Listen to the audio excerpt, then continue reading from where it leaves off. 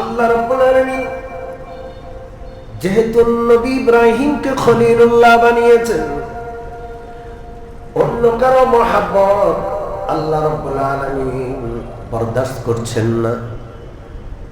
আল্লাহ চান বান্দার সবচেয়ে বেশি মহব্বত, বান্দার অন্তরের সবচেয়ে বেশি ভালোবাসা যেন কার জন্য হয়।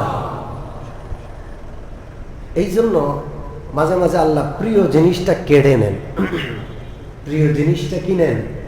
কেড়ে নেন। আমার একজন খুব প্রিয় উস্তাদ দারুল উলুম দেওবন্দের মুফতি সাঈদ আহমদ পালনপুরি রহমতুল্লাহ আলাইহি,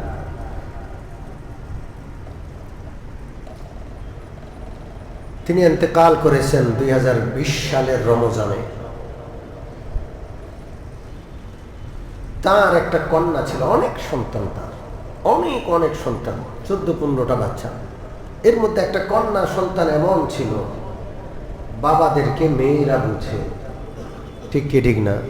আমাদের প্রফেসর হামিদুর রহমান সাহেব রহমতুল্লাহ আলাইহি বলতেন, যেই বাবার মেয়ে নাই সেই বাবা পিতৃত্বের স্বাদ পূর্ণ অনুভব করতে পারেই না। হযরত সাঈদ আহমদ পালনপুরীর একটা মেয়ে সন্তান ছিল, আর মেয়েটাও ছিল আজব। অনেকগুলো তো সন্তান আছে, কিন্তু এই মেয়েটা একটু ভিন্ন। এমন ভাবে বাবাকে মায়া করতেন, মহাব্বত করত, এমন ভাবে বাবাকে মাথায় রাখত যেটা ভাষায় প্রকাশ করার মতো না। সে যেন বাবার দিলের ভাষাটা বুঝে। হুট করে মেয়েটা মারা গেল। তো হযরত আমাদেরকে শুনাইতেন, মেয়েটা মারা যাওয়ার পর হযরতের এই জায়গায় ব্যথা করত, ঠিক কলবে। তিনি চিন্তা করতেন যে আমি তো বাঁচবো না, এই মেয়ে ছাড়া আমি কি করবো না, ও গেছে আমিও যাব। হঠাৎ করে তার দিলে, তার অন্তরে আল্লাহ এই কথা জাগ্রত করে দিলেন যে যেটা সবচেয়ে প্রিয় সেটাকে আল্লাহ নিয়ে নেন, যেন আল্লাহই সবচেয়ে প্রিয় থাকেন বান্দার।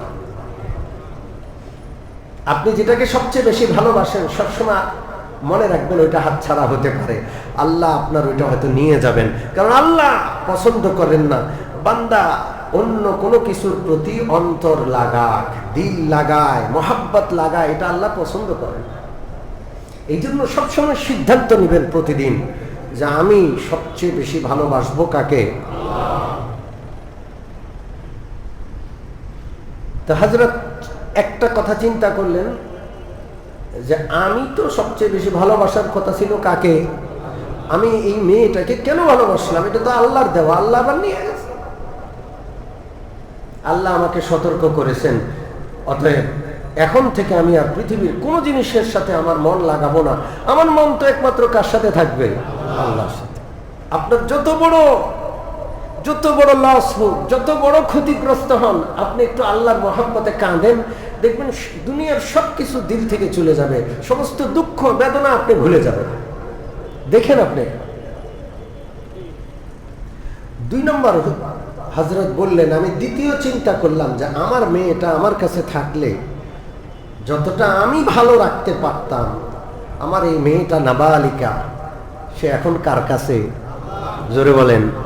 মুসলমানদের নাবালেক সন্তানদের আল্লাহ তাআলা নিজের কাছে রাখেন। হযরত ইব্রাহিমের লালন পালনে, জাতির পিতা হযরত ইব্রাহিমের লালন পালনে, কার লালন পালনে? হ্যাঁ, আমার কাছে আমার সন্তান বেশি ভালো থাকবে না আমার মালিকের কাছে বেশি ভালো থাকবে? হযরত ছেড়ে দিলেন, যা আল্লাহর কাছে তুমি ভালো থাকো। এরপর হযরত সুস্থ হয়ে গেলেন।